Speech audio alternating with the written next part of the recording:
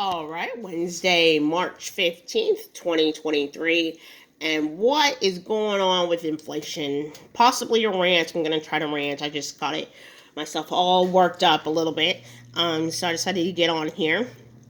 I do work for a grocery store, and they change their prices week to week. And looking at what the news had been saying, it had said, this year inflation's going to stabilize, inflation's not going to do this anymore. And I am just like outraged almost. Like, I've seen certain products go from like not like a Slim Fast, but like a off brand Slim Fast, go from like $5 to $6 to $7, and it just even went up to like $7.49. And then I saw, and so even cheaper items, like this one item was 40 cents, and with my employee discount, it cost me even less. But now it's up to 60 cents. And it's those items, that's a yogurt. And those items, if you have 20 days in a month, then, and you had 20 days, 30 days in a month, an extra 20 cents is $6 a month. And like, that alone wouldn't break the bank if that was the only item in the store that you bought that had skyrocketed 50%, 100%, or whatever. So it is very upsetting and disheartening because your pay raises are already set. Like, the union negotiates our pay raises, so they're already set for this year. I already know what it's going to be. Luckily, I do get one. Some people are like, oh, they don't even get a pay raise.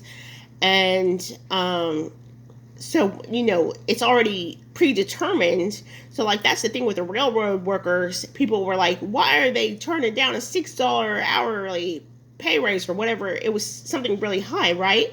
Well, they are negotiating years into the future what the inflation prospects are going to be, what all this other stuff is going to be for themselves. So no matter what happens, their pay is already set. And so it's like, well, my pay is already set, and they're just going to keep increasing prices. So I had started to basically go in and to some of the competitor stores and start to write down the ounces, the packets, the items, how many items you get in there, and then what that price is versus my employee discount. And then I'm still trying to, be frugal. The thing is that there is a cost benefit analysis. If it's 10 cents more at my employer and I'm already at the store, I'm not going to spend 30, 40 cents in gas to go to the other store. It would be like, am I already planning to go there? Is there something else I already need? So I'm going to have to get more diligent and about doing that.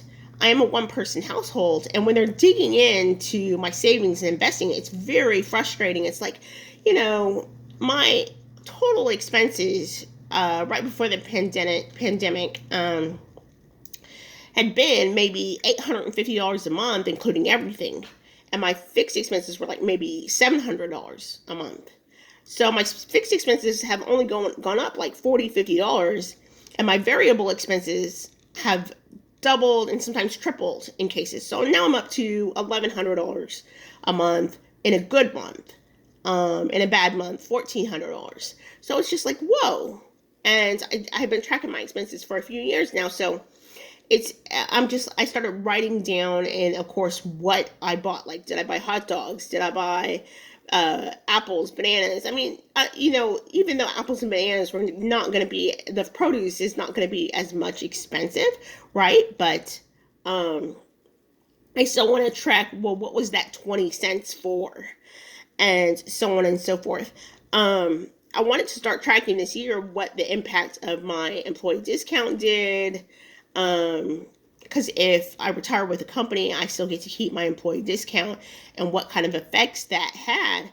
But when they're messing with it to the point where my employee discount isn't even the cheapest one anymore option, that's like, whoa, I need to see what's going on. I don't want to overindulge And then that's another thing. Are we going to all lose weight as a society if we're like, are the budgeters at least going to lose weight as a society? You say, hey, this is too much. I'm hungry, but I ate my meal and I'm not going to eat and I'm going to save my money and do all that. So, um, it was the Fed's target of like 2% and stuff, you know, and you hear these for if you look at the history of the Social Security, of course, that's gone up. What is it gone up the past 2 years? Something like 9% or something, and the year before that maybe 5.9%. But inflation didn't do 5.9% and 9%. It did like maybe 30% and 100%.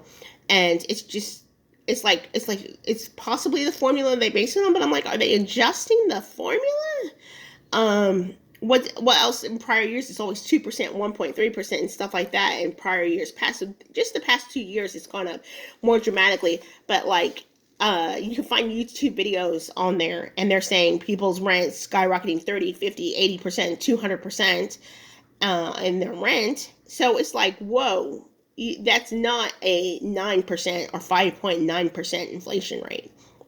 But egg specials used to be 59 cents at the grocery stores, Tom Thumb, Albertsons, and at Kroger. You get the weekly flyers in the mail, and they used to be 59 cents, 89 cents. And they don't even advertise the egg specials anymore. I mean, it was like, boom, $4. Recently, they've gone down a little bit, but I'm just like, the more accurate long-term price outlook in the past was $4 for the cheapest eggs in the store, and right now I think 12 counts $2.39, $2.69, something like that. So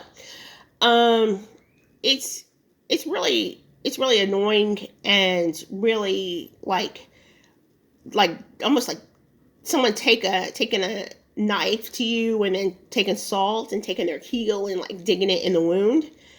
And it's not even a wound you necessarily cut. This was possibly partially stimulus checks and stuff like that possibly caused the influx of money flows in the economy, and it just hasn't been able to balance out. And so this is just like, it's not tight necessarily. I see what people are spending at the store, and it doesn't seem tight to the point like necessarily if you're not saving or trying to invest, or you're not trying to do something else with your money, then it might not be tight. Or if you have kids, it might not be tight the same way. You're just adjusting however you adjust, and you're not saving or investing, because I see what they're spending their money on, and it's not always necessarily frugally there, or it's like, oh, they're going to get the $400 basket order, or maybe they could, of course, the other option is be earning a huge amount of money. But of course, half the people, they said 50% or something like that, you can look it up, of those earning over 100K were living paycheck to paycheck. So it's always stressing emergency funds, but you also have to stress out that the emergencies that could happen on your car, your health, anything like that. You need to buy medicine, maybe over-the-counter medicine. You need to go to the doctor. You need to get your oil. Well, the oil change is an emergency, but tires need to be, depending on how often you drive it, they're going to need to be rotated, balanced, and changed out. So it's not kosher. But I think I'm going to close it out right now. But basically, comment, like, subscribe, and we'll get back to you later. So thank you for your time. And, any other rants on inflation, just go ahead and put them in the comment box, and I'll talk to you later. Thanks. Bye. Finance Nation out.